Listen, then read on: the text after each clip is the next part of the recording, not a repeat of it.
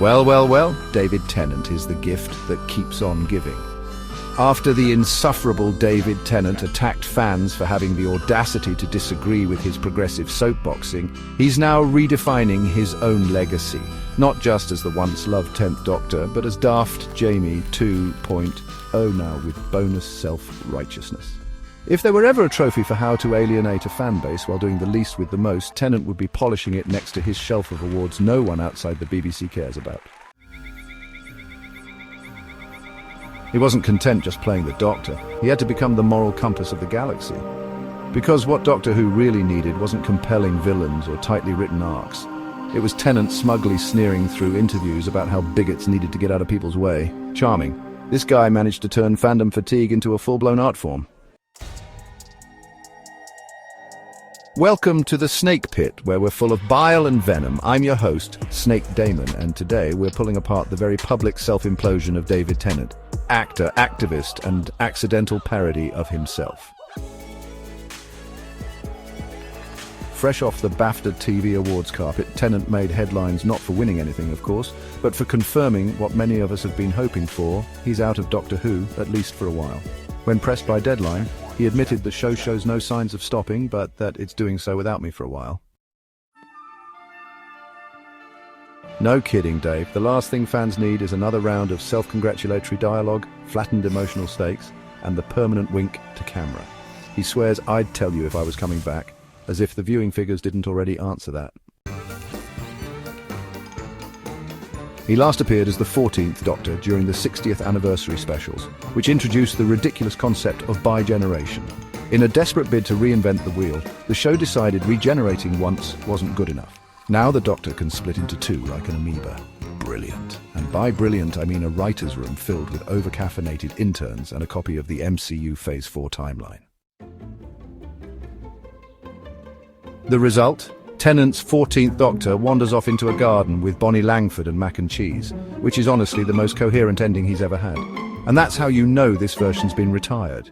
He's domesticated, irrelevant, and not allowed near a sonic screwdriver without adult supervision. Now here's the part where I get a little personal. This is without a doubt the best news I've heard since Torchwood killed off half its cast.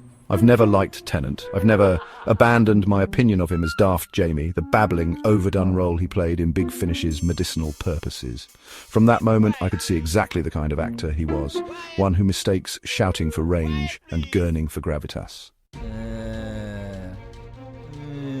And guess what? It wasn't just fans like me rolling our eyes. Irish producer Michael Obanisia came out of the woodwork to confirm what many suspected.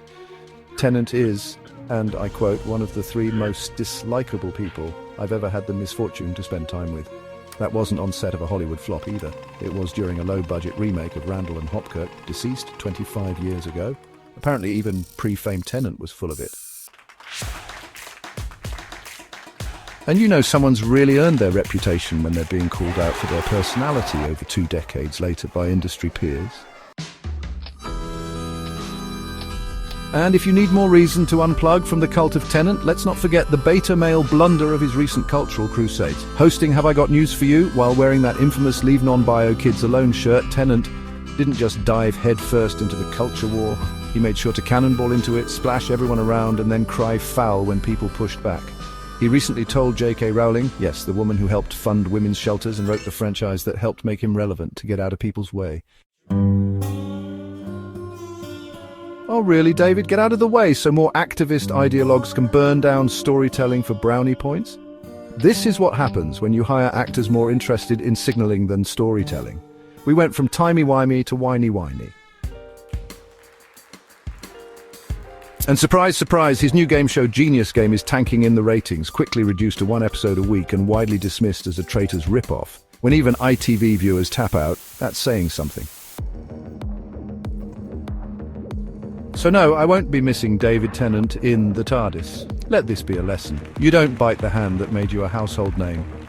Especially not when you're out here starring in discount game shows and lecturing women about their rights while wearing your wife's clothes. The Doctor has always regenerated, but Tennant's legacy has degenerated, and the fandom deserves better than another return trip aboard the USS Self-Importance. Thanks for dropping by the Snake Pit, where we thrive on untapped potential and lost opportunities. Don't forget to subscribe and hit that bell, like the video, and leave your opinions in the comments, where, naturally, I won't read them. Until next time, stay venomous.